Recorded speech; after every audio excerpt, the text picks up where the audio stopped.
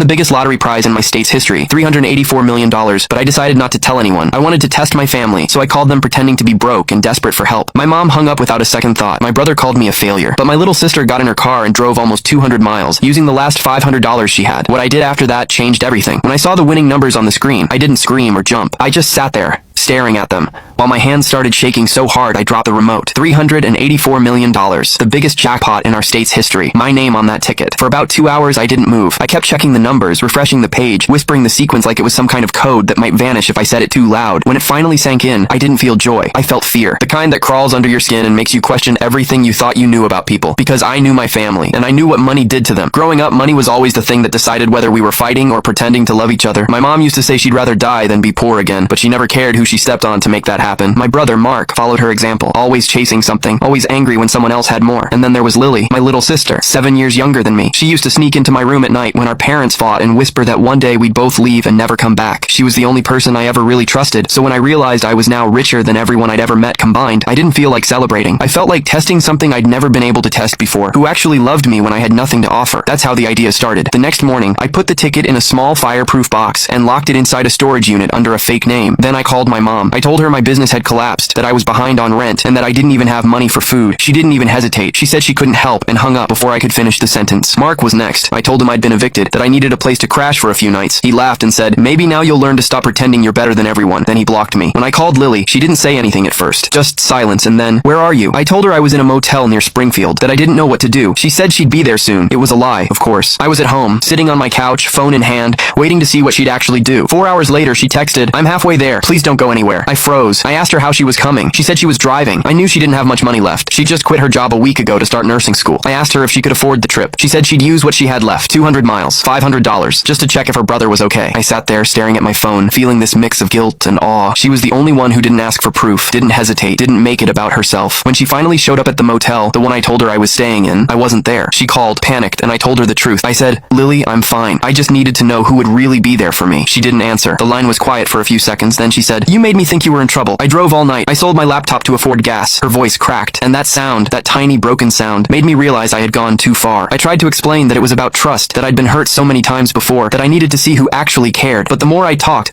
the more I knew it didn't matter. I'd betrayed the only person who didn't deserve it. She said, "You wanted to know who cared? Now you know." Then she hung up. That night, I sat in my car outside her apartment. Her lights were off. I didn't go in. I just stayed there until sunrise, holding the lottery ticket in my hand and realizing that for the first time in my life, I couldn't buy my way out of what I'd done. And what I decided to do next changed everything. The next morning, I drove to Lily's apartment before she could leave for class. I expected her to slam the door in my face. Click the link in my bio to get the full story for free.